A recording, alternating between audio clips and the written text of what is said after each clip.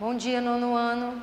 A nossa aula de ciências de hoje, nós vamos fazer a correção da página 267 do capítulo 1, já do livro 3, né? E vamos dar sequência ao conteúdo do capítulo 1. Vamos lá, vamos abrir o nosso livro na página 267.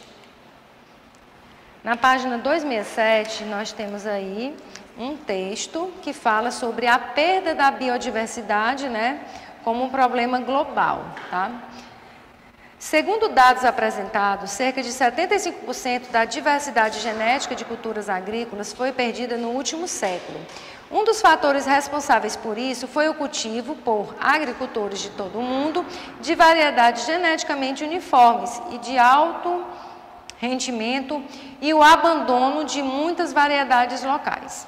Já entre os animais, de acordo com os dados da Organização das Nações Unidas para a Agricultura e Alimentação, apresentados por Hamid, aproximadamente 22% das raças bovinas no mundo estão em riscos de extinção. Para tentar minimizar o risco de desaparecimento tanto dessas espécies de animais como de plantas, é preciso criar cada vez mais bancos de germoplasma, unidades de conservação de material genético de uso imediato ou com potencial de uso futuro, né? Primeira questão. O texto expõe o risco de perda da biodiversidade de plantas e animais ocasionada pela ausência da variabilidade genética das espécies. Como a perda da variabilidade genética pode favorecer a extinção de espécies em uma situação adversa, né? A variabilidade genética é um importante mecanismo, gente, de adaptação dos seres vivos ao ambiente. Perder essa variabilidade implica em quê? A redução da capacidade adaptativa das populações, o que pode dificultar algumas espécies de sobreviver frente a algumas mudanças ambientais, como, por exemplo, frente às mudanças climáticas, né? Segunda questão, pesquise o que são os bancos de germoplasma e suas características e escreva tais informações a seguir, né? Então, os bancos de germoplasma são unidades conservadoras de material genético de uso imediato e com potencial de uso futuro, né? Onde são armazenados qualquer estrutura de um organismo vivo que possa dar origem a exemplares da mesma espécie, tá, gente? Então, a tarefa de casa foi somente dessa página 267. Continuando, portanto, o capítulo 1, né, do livro 3, nós vamos falar hoje sobre os hotspots, né? O que são hotspots, né? Esse termo ele foi empregado pela primeira vez em 1988 pelo ecólogo Norman Myers, principalmente, né, quando ele estudou áreas com grande biodiversidade, né? Essas áreas que têm uma grande biodiversidade, que são ricas principalmente em espécies endêmicas e que estão em alto grau, né, de ameaça. Atualmente, nós temos 36 hotspots que estão aí mostrados na página 268 do nosso livro, né? São os hotspots mundiais, tá? Nós temos na América do Norte, na América Central, África e Europa, Ásia e Oceania, né? Na Europa, na própria Ásia, tá? Então, nós temos vários tipos de hotspots. No Brasil, nós temos o Cerrado, né? A gente vai falar daqui a pouco sobre ele, tá? Se a gente observar o mapa, né? A gente tem aí a Mata Atlântica e temos o Cerrado, né? Eles são definidos, né? Os hotspots são definidos como a análise de dois critérios. Quais são os critérios? Existência de espécies endêmicas. O que é uma espécie endêmica, professor? É aquela espécie que só é encontrada naquela região, ou seja, ela é típica daquela região, tá? E também deve ser levado em consideração, feita uma análise do grau de ameaça ao ecossistema. Quais são as espécies que estão ameaçadas, né, de extinção naquele ecossistema. Aqui nós temos um mapa, não é igual do livro de vocês, mas dá pelo menos uma noção, né, de onde são esses hotspots, tá? onde é que eles estão localizados. Observe que temos na América, na Europa, na Ásia, na Oceania e também na Ásia, tá? Então, praticamente estão dispersos aqui em todos os continentes, certo? Bom, no mapa, o que a gente pôde ver? A distribuição dos hotspots tem maior concentração na faixa intertropical, né? Devido às condições climáticas serem mais propícias, né, ao desenvolvimento da flora e da fauna. Na faixa mais de cima da tundra, né, que é o bioma tundra, não há indicação dessas unidades, né? Por quê? Porque lá na tundra as temperaturas são muito baixas, tem pouca precipitação e o solo ele fica praticamente o tempo todo congelado, certo? Então, na distribuição, ó, se a gente olhar aqui, é mais nessa região aqui, ó, certo? Ó. Aqui para cima não temos essa biodiversidade e nem aqui embaixo, né? Mais aqui nessa região. Tá? Essa região intertropical. Bom, aqui nós temos alguns exemplos, né, que também estão até no livro de vocês, aí na página 269, de alguns exemplos desses hotspots. Nós temos a floresta de pinho no México, tá? Ok?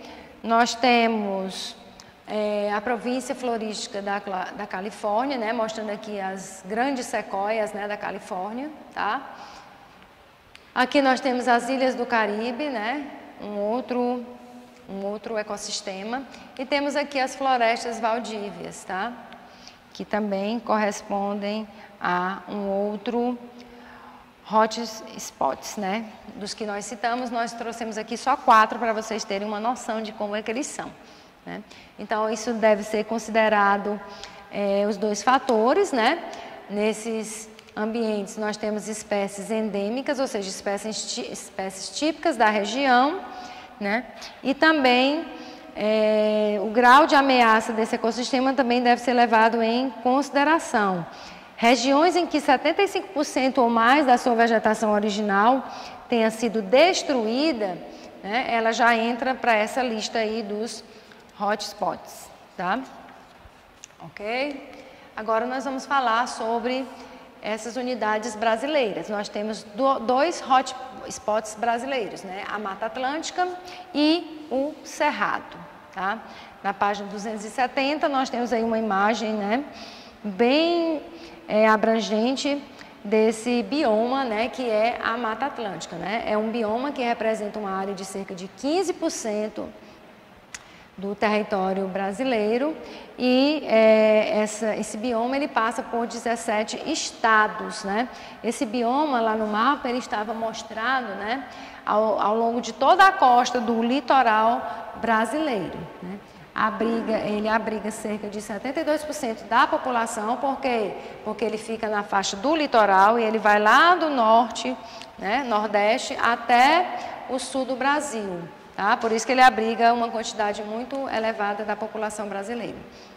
Nesse bioma, nós localizamos 7 bacias hidrográficas do país e 3 maiores centros urbanos do país, né? 40% de todas as espécies endêmicas de plantas ficam localizadas no bioma Mata Atlântica. Existe um projeto chamado de SOS Mata Atlântica, que visa conservar o que restou desse bioma. Por quê? Porque com os nossos colonizadores, né, do Brasil, essa mata, né, a vegetação principalmente, junto com ela os animais, é um dos biomas mais degradados. Nós temos aqui, ó, hoje, apenas 12,4% do que era antes, tá, gente? Então, é um bioma que foi muito degradado. A gente tem aqui o desmatamento, né? Esse mapa aqui mostra como é essa vegetação, tá?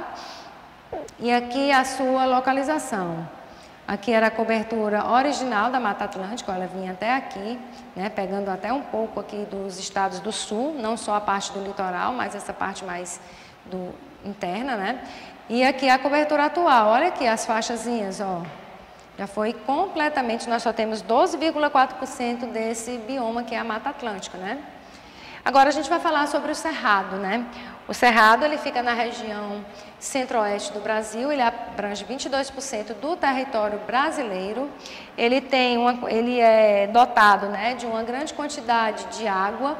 Por quê? Porque nele está localizada a nascente de várias bacias hidrográficas, como a bacia amazônica, do rio Tocantins, né, do rio São Francisco e também do rio Prata. Nesse ambiente, né, nesse bioma, nós observamos a ocorrência de muitas queimadas, principalmente na estação mais seca. Muito vento, a umidade do ar muito baixa, né? E ocorrem os incêndios naturais, que nós chamamos, tá? As plantas do cerrado, elas são muito resistentes às queimadas e elas ficam somente a raiz no solo, que não queima, né? Ela tem uma casca bem grossa. E aí depois, quando começa a chover, essa parte da planta que ficou protegida por essa casca mais grossa, que já é uma adaptação dessas plantas do cerrado, elas vão brolhar e vão originar uma nova planta. Também é uma unidade que tem uma grande importância social, né, gente? Visto que nela se localizam várias tribos indígenas, né, comunidades quilombolas, tá? Ribeirinhos e outras populações também tradicionais. Tem uma ampla biodiversidade e é um local também muito explorado, tá?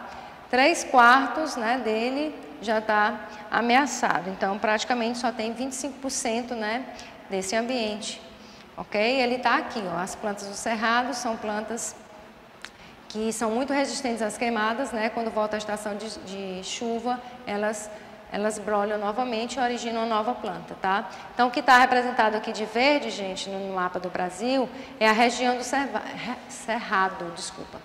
Ela envolve aqui vários estados, né? Mato Grosso do Sul, Tocantins, Goiás, Minas, né? Vai até o Piauí, Maranhão. Então, ela tem essas faixas aí de vegetação que estão distribuídas ao longo de todo o nosso país, tá bom?